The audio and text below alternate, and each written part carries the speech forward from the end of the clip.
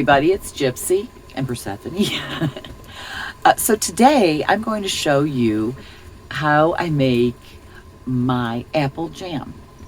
I did make this a couple weeks ago, and then I decided I would show you how I do it on a video.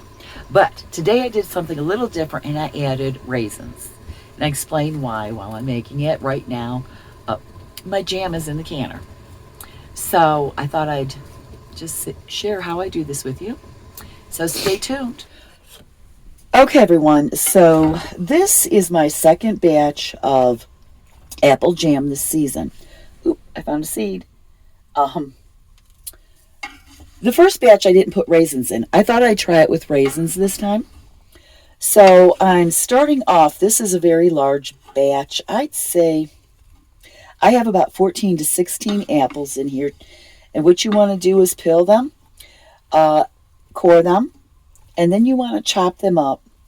I do it as small as you can. Okay. Right now I have it kind of on a medium-high heat because you want to bring it to a boil. The apples will start breaking down and you'll get liquid.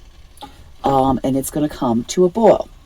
Now, while I'm waiting for that, I am going to add sugar. I'm going to add approximately 2 pounds of sugar. I am using organic raw cane sugar. So I'm just going to pour this in. It's my first pound. I'm going to stir this up a bit. When I'm adding my, sugars and my spices and stuff, I kind of like to stir, in between every ingredient or every 2 ingredient. I just feel it mixes it up more. I hope my pot holder isn't in your way. Okay, so I want to get this mixed in really well. Now, when you're making apple jam, the great thing about apple jam is you don't need to add pectin. Apples have very high rate of pectin in them. So you don't need to add it, which is really, really nice. It'll gel up all by itself, and the sugar does help with that. But yeah, apples are great to work with for jams. Okay, so I don't know if I'm going to add a full 2 pounds. I don't want to make it too sweet either. Okay, but I am going to add more now.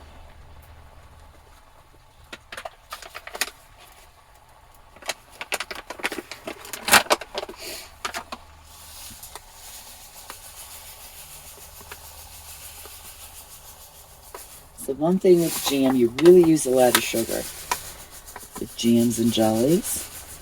I still have more apples. I'm thinking I might show you how I make my applesauce. And the reason I say how I do it is because I don't really have a recipe.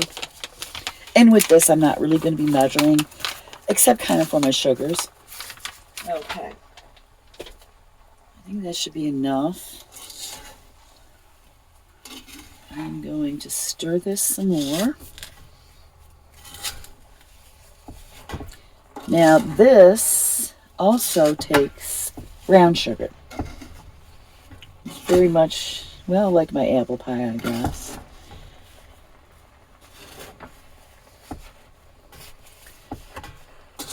Yeah, I wish I could have used my taller pot, but there's no way you would have been able to see in here.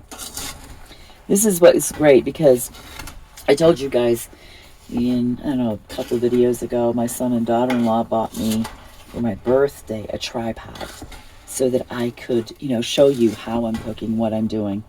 Because, whenever I was cooking or making one of my, homemade cosmetics or whatever, I really couldn't show you because I didn't have a tripod.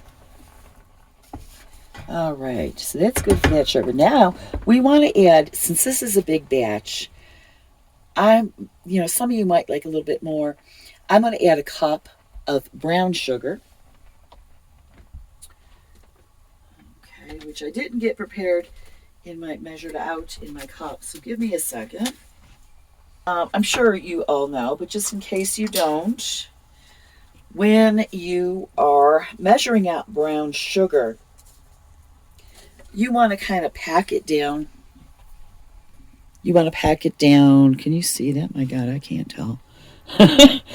Pack it down into your cup as you're measuring it out.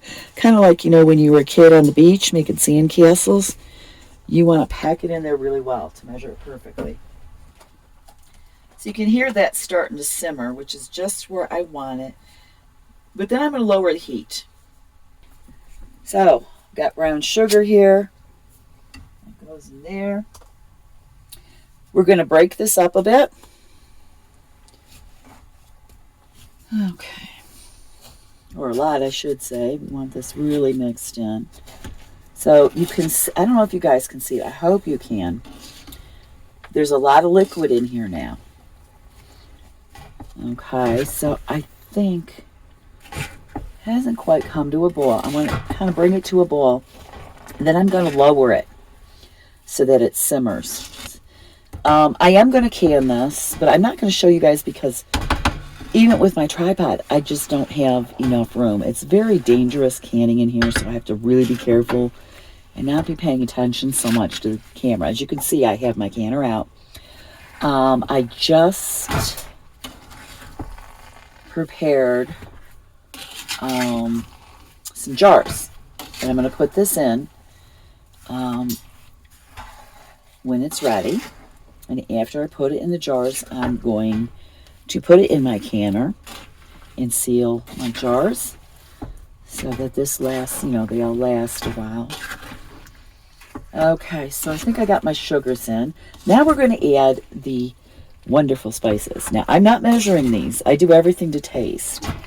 Okay, so I'm just going to be sprinkling them in. And then later in the cooking process, I will taste it to make sure it's just the way I want it. So, naturally, we're going to put cinnamon in. Because how could you not? I love cinnamon. So, you just put in as much as you'd like. Just like with my apple pie. I showed you, I don't measure it. I just put in as much as I want. You guys can tell I love cinnamon. This is a big pot, though. It is. So, I'll just taste it later. I'm stirring my cinnamon. This already smells delicious, everyone. It really does. Now, the reason I put in the raisins, where I got this idea from, is I've always loved to make apple pies. And like I told you, my apple pies are famous with family and friends. Well, my first husband, which was my son John's father, or is, I should say, that's my son who crossed over, the one who pops in every once in a while and joins in the video and is annoying. Yeah, that one. Well, his father, I'd never heard of this before, he liked raisins in his apple pie. So I started adding them. And I thought, well, I'm going to try it with my jam. Let's see how that turns out, and I'm sure it's going to be delicious. Okay, so we got the cinnamon mixed in. Next, I have small spice. Allspice, you don't want to add as much as cinnamon. I do get carried away with my cinnamon. I ground this myself in my mortar and pestle.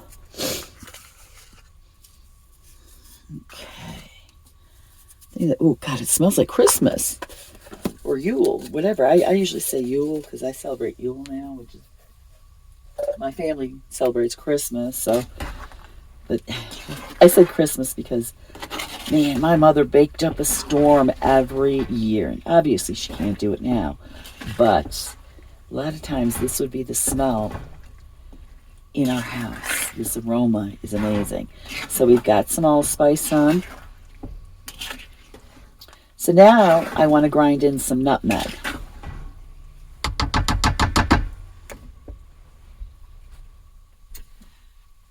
Okay, so I'm using whole nutmeg.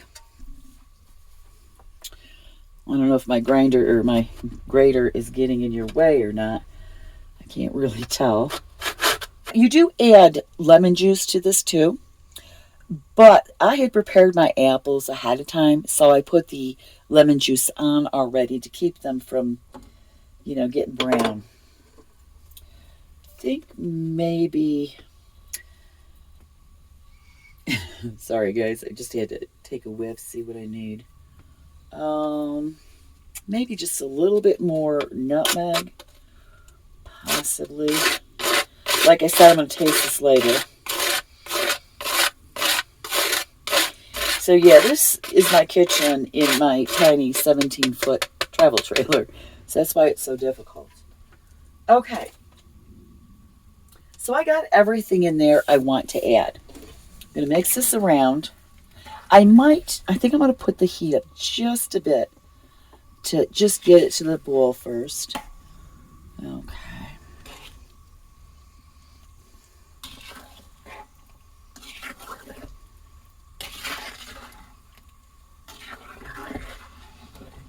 Oh my God, does this smell good? This pot I'm using, it's it's been used quite a bit. This was my mother's. She gave it to me years ago. I don't even know when she got it. I just remember it always. So it's a very old pot. And it served her well. Now it's serving me well. So there we go. All right, I'm going to get this up to a boil. Okay, so it's been over 45 minutes. I hope you guys can see this. Now, what I did was a test to see if it gelled. So what you want to do is you want to get a tablespoon, and just dip it in there and get a little of the liquid in there. And you can either just set it on your countertop for a few minutes or put it in the refrigerator. And what will happen if it's the way it should be, like a jelly or a jam, you could see it has gelled. Mine is very thick, okay? So that's how you test that. Now, what I have been doing, and that sound you hear is I'm getting my canner ready. It is heating up. I like to take a potato masher. A ricer is even better. It does a better job of this, but I lost mine, so I got to get another one. So I'm using my potato masher. And you just keep mashing your fruit until you get it to the consistency you like.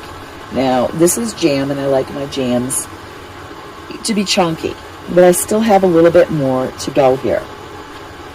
Now, if you have an immersion blender, you could use that. That would work even better and quicker. I don't have one. I think most of them are electric, and I don't have much electricity. If they have like a battery-operated rechargeable one, especially one if it's solar chargeable, and anybody knows, please let me know, because I would like one of those. But this is how I normally do it, with a ricer or a masher. So I'm just going to keep doing this until I get it to the consistency I want. Now, you do it any way you want. If you want it thicker, if you want it less, it doesn't matter. That's not going to make or break the jam. And the raisins are just an afterthought for me. I just thought I'd try it, see what it's like. My last batch of apple jam I did without raisins. So if you don't like raisins, you don't put them in. My dad always calls me Chef Tell, because anytime I've cooked throughout my life, if there was an ingredient in a recipe I did not like, I just didn't put it in. Also, if I was making something and I thought there was an ingredient that was not included in the recipe that I thought would be good, I would put it in. I do a lot of experimenting with my cooking, and there's nothing wrong with that. Creative cooking is a very good thing. So anyways, I'm going to keep doing this. My canner should be ready, I don't know, about 5 or 10 minutes. So after I get this to the consistency I want, I'm going to ladle these into my sterilized jars, and then I'm going to place them in the canner. Now, I do mine for 30 to 40 minutes in the canner. Because I'm at a high elevation, you have to do everything longer. So if you're at a lower elevation, I think you could get by with about 20 minutes. So that's all there is to this. Making jam is actually very easy. And you do it the way you want. That's the best part about making it yourself, is you can put in what you want, and you can make it the consistency you want. So that's about it with this. I think I'm going to leave you with that. Blessed be, and make it a joyful one.